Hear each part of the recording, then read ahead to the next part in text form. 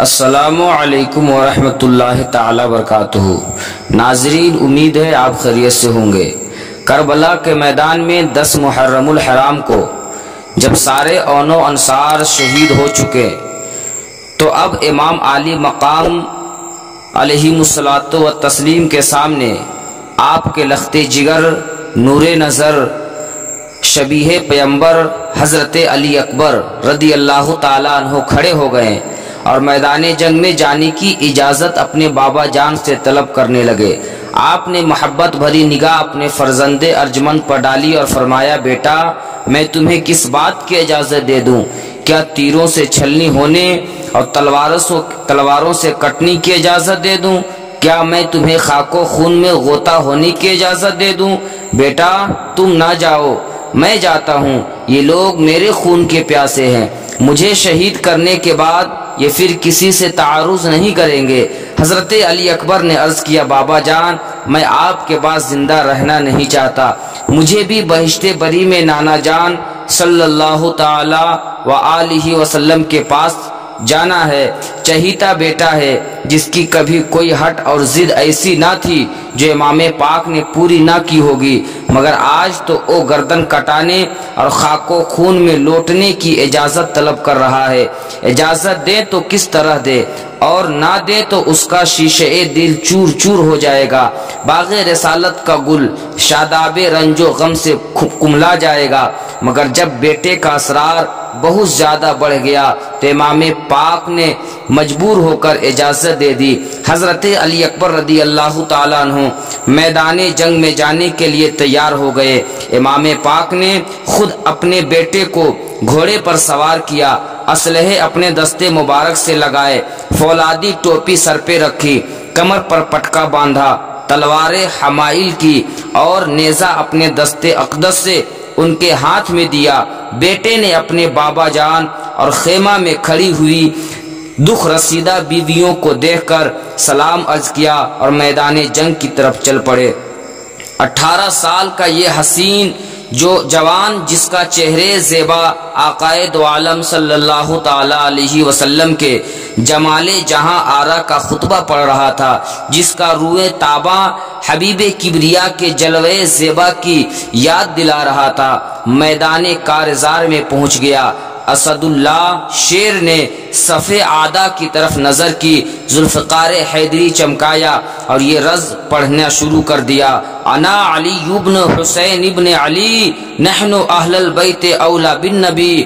اے یزیدیوں، جان لو کہ میں علی اکبر ہوں، میرے باپ کا نام حسین ہے جو فاتح خیبر مولا علی کے نور نظر ہیں۔ کان کھول کر سن لو، ہم اہل بیت رسالت ہیں، اللہ کے پیارے رسول سے ساری دنیا میں ہم سے زیادہ کوئی قریب نہیں ہے۔ شہزادے علی وقار نے جس وقت یہ رج پڑھی ہوگی، میدان کربلا کا ایک ایک چپا، ریگستان کوفہ کا ایک ایک ذرہ کانپ گیا ہوگا، مگر یزیدی جن کا دل پتھر سے بھی زیادہ سخت ہو چکا تھا، انہوں نے کوئی اثر نہ لیا، ان کا سینہ اہل بیت نبوت کے کینہ سے پاک نہ ہوا۔ پھر آپ نے فرمایا، اے ظالمو، اگر تم اولاد رسول کے خون کے پیاسے ہو تو جو شخص تم میں سے بہادر ہو اسے میدان میں بھیجو، زور اسد اللہ دیکھنا ہو تو میرے مقابلے میں آوے۔ مگر کس کی ہمت تھی آگے بڑھتا، کس کے دل میں تاب و تواں تھی تنہا شیر زیبا کے سامنے آتا؟ جب بار بار کی للکار کے باوجود کوئی مقابلہ میں نہیں آیا تو شیر خدا کے شیر نے خود ہی آگے بڑھ کر دشمنوں کے صفوں پر حملہ کر دیا۔ جس طرف بھی آپ نے رخ فرمایا، یزیدی لشکر کائی کی طرف پھٹتا چلا گیا، ایک ایک وار میں کئی دیو پیکر جوانوں کو گرا دیا، کبھی لشکر کے میمنہ پر چمکے تو اسے منتشر کر دیا، کبھی پلٹ کر فوج کے میسرہ پر جھپٹے تو اس کے صفوں کو درہم برہم کر ڈالا، کبھی قلب لشکر میں غوطہ لگا کر شمشیر زنی کی او جوہر دکھایا کہ کشتوں کے پشتے لگا دیے، ہر طرف شور برپا ہو گیا، بڑے بڑے سورما ہمت ہار گئے، بڑے بڑے بہادروں کے حوصلے پست ہو گئے۔ ہاشمی شیر کا حملہ نہ تھا بلکہ قہر الہی کا ایک عذاب عظیم تھا جو یزیدیوں پر نازل ہو گیا تھا۔ تیز دھوپ اور تپتے ہوئے ریگستان میں لڑتے لڑتے جب حضرت حسین کا شہزادہ پیاس سے بے قرار ہو گیا تو آپ پلٹ کر امام عالی مقام کی خدمت میں آئے، عرض کیا یا ابناہو العطش، بابا جان پیاس کا بہت زیادہ غلبہ ہے، اگر پانی کا ایک پیالہ مل جائے تو میں ان سب کو موت کے گھاٹ اتار دوں گا، سارے یزیدیوں کو جہنم پہنچا دوں گا۔ مہربان باپ نے عزیز بیٹے کی پیاس دیکھی مگر یہاں پانی کہاں تھا جو اس تشنہ شہادت کو پلایا جاتا۔ دست شفقت سے چہرے گلگوں کا گرد و غبار صاف کیا، اپنی انگوٹھی دی، اسے منہ میں رکھ لو اور فرمایا بیٹا اب تمہاری سیرابی کا وقت بہت نزدیک آ گیا ہے، ان قریب تم ساقی کوثر نانا جان مصطفیٰ جان رحمت صلی اللہ علیہ وسلم کے دست اقدس سے کوثر کا ایسا جام پیو گے کہ اس کے بعد کبھی تمہیں پیاس نہیں ستائے گی۔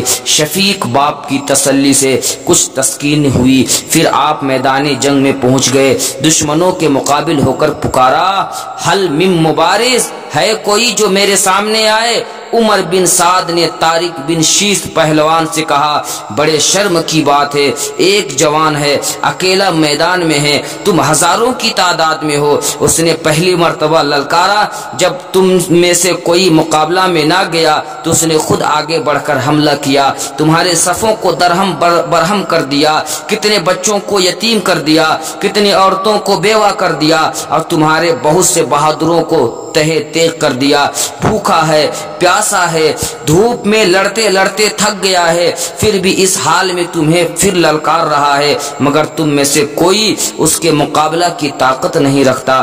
تف ہے تمہارے دعوی شجاعت پر، اگر کچھ غیرت ہے تو میدان میں پہنچ کر اس کا مقابلہ کر اور سر کاٹ کے لے آ۔ تم نے یہ کام انجام دیا تو میں وعدہ کرتا ہوں عبید اللہ بن زیاد سے تمہیں موصل کی گورنری دلا دوں گا۔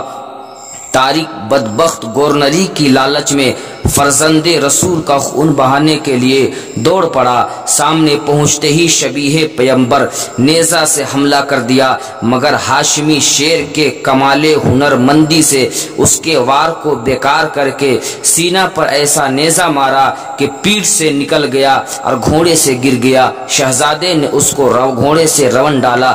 طارق کے بیٹے عمر بن طارق نے جب اپنے باپ کو اس طرح قتل ہوتے دیکھا اور غصے سے آگ بگولا ہو گیا، دوڑ کر حضرت علی اکبر پر حملہ کر دیا۔ شہزادے نے ایک ہی وار میں اس کا بھی کام تمام کر دیا۔ اب طارق کا دوسرا بیٹا طلحہ بن طارق اپنے باپ اور بھائی کا بدلہ لینے کے لیے شہزادے حسین پر ٹوٹ پڑا۔ حضرت علی اکبر نے اسے بھی موت کے گھاٹ اتار دیا۔ شہزادے کی ہیبت سے اب پورا یزیدی لشکر تھر تھر کانپ رہا تھا، گویا کہ ابن سعد نے ایک مشہور بہادر مصرع بن غالب کو مقابلے کے لیے بھیجا اور نیزہ تان کر حملہ کرنا ہی چاہتا تھا کہ آپ نے اس کے نیزے کو تلوار سے قلم کر دیا، پھر اس کے سر پر ایسی تلوار ماری کہ وہ دو ٹکڑے ہو کر زمین پر گر پڑا۔ اب کسی میں ہمت نہ رہی کہ وہ تنہا ہاشمی شیر کے مقابلہ میں آتا، اب وہ حسین پاک کے شہزادے کے مقابلہ میں آتا۔ آخر ابن سعد نے محکم بن طفیل کو 1000 سواروں کے ساتھ ایک بارگی حملہ کرنے کے لیے بھیجا۔ ان بدبختوں نے آپ کو چاروں طرف سے گھیر کر حملہ کرنا شروع کر دیے۔ آپ بھی برابر جوابی حملہ کرتے رہے، دشمنوں کو خاک و خون میں ملاتے رہے، لیکن نیزہ اور تلوار کی لگاتار ضربوں سے آپ کا تنے نازنین زخموں سے چور چور ہو گیا تھا۔ چمستان فاطمہ کا یہ پھول اپنے خون سے رنگین ہو گیا تھا۔ بالآخر آپ پشتے زین سے روئے زمین پر آ گئے اور پکارا یا ابناہو ادرکنی، اے بابا جان میری خبر گیری فرمائیے۔ امام علی مقام گھوڑا بڑھا کر میدان میں پہنچے، شہزادے کو اٹھا کر خیمہ میں لایا، سر کو گود میں لیا، ان کے چہرے انور سے خون آلود گرد و غبار صاف کرنے لگے۔ اتنے میں علی اکبر نے آنکھیں کھول دی، امام پاک کی آخری دیدار کی फिर आंखें बंद हो गई, बहिश्ते बरी को रवाना हो गए। इन्ना लिल्लाहि व इन्ना इलैहि राजिऊन। सलाम हो ए हुसैन, सलाम हो ए सैयदा ज़ैनब, सलाम हो ए हजरत अली अकबर, सलाम हो ए तमाम शुहदाए करबला। नाज़रीन, आपको अगर ये वीडियो अच्छी लगी हो तो कमेंट बॉक्स में हमें ज़रूर बताइएगा।